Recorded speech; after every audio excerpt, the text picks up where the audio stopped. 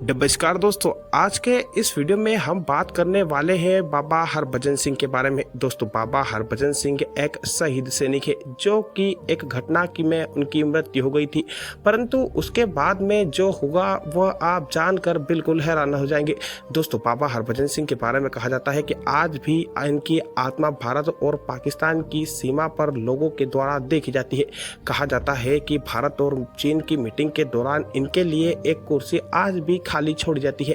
आज के इस वीडियो में हम बात करेंगे बाबा हरभजन सिंह के पीछे की पूरी कहानी और क्या है इनके रहस्य।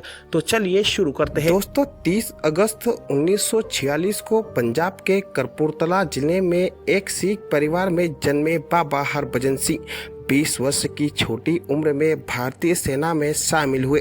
सैन्य परीक्षण पूरा होने के बाद बाबा हरभजन सिंह पंजाब रेजिमेंट में शामिल हो गए, जहां उन्होंने एक कुशल सैनिक के तौर पर अपने कर्तव्यों का बखूबी पालन किया। दोस्तों, साल 1968 में 23वें पंजाब रेजिमेंट के साथ पूर्वी सिक्किम सीमा पर उनकी तैनाती हुई। इसी दौरान खच्चर पर सवार होकर जाते समय तेज बहाव की धारा में डूबकर उनकी मृत्यु हो गई।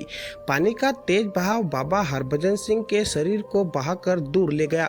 शव 3 दिन बाद मिला। ऐसा कहा जाता है कि बाबा हरभजन सिंह अपने साथी सैनिक के सपने में आए और बताया कि उनका शरीर आखिर कहां पर है। जिसके बाद भारतीय सेना ने जब खोजबीन शुरू की तो उनका शव उसी जगह पर मिला जो जगह उन्होंने अपने साथी सैनिक को सपने में बताई थी। पूरे राजकीय सम्मान के साथ उनका अंतिम संस्कार किया गया। कहते हैं कि हरभजन सिंह ने सपने में अपनी समाधि बनाने की भी इच्छा जाहिर की थी।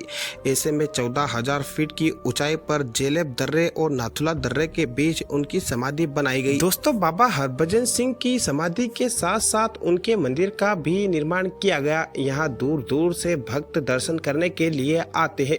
सिक्किम में बाबा हरभजन सिंह मंदिर 3 कमरों वाले एक बंकर के अंदर बना हुआ है।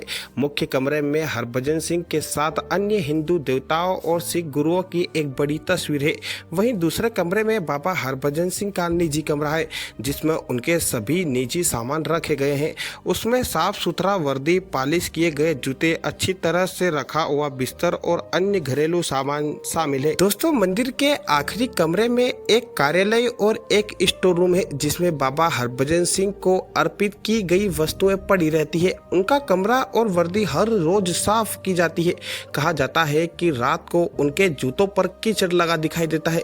बाबा हरभजन सिंह मंदिर के अनुयायियों का मानना है कि यहाँ पर रखा गया पानी 1 सप्ताह के बाद पवित्र हो जाता है और किसी भी बीमारी को ठीक करने के लिए काफी सहायक होता है। दोस्तों, बाबा हरभजन सिंह के चमत्कार के किस्से सुनने को आज भी मिलते हैं। उन्हें कई बार गश्त लगाते हुए और अजनबी लोगों से बात करते हुए सुना जाता है। सीमा पर भारतीय सैनिक गश्त में जरा भी लापरवाही बरतते हैं तो वह अदृश्य तौर पर जवानों को आगाह करते हैं। कई सैनिक जो वर्दी के मामले में अनुशासनहीन है या जो रात में गश्त करते समय सो जाते हैं, उन्हें अदृश्य हरभजन सिंह थप्पड़ मारकर जगाते हैं। सैनिक कहते हैं कि वो जब उठकर चारों तरफ देखते हैं तो उन्हें कोई दिखाई नहीं देता। दोस्तों, हर साल 11 सितंबर को हरभजन सिंह को 2 महीने की छुट्टी दी जाती थी ताकि वह अपने गृहनगर जा सके।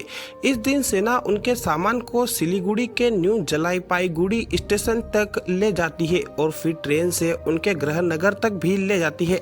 हर साल उनके सामान पर एक बर्थ आरक्षित भी की जाती है और पूरी यात्रा के लिए उनकी सीट खाली छोड़ी जाती है। हरभजन सिंह की 2 महीने की छुट्टी के दौरान सेना हाई अलर्ट पर सेवा में रहती है।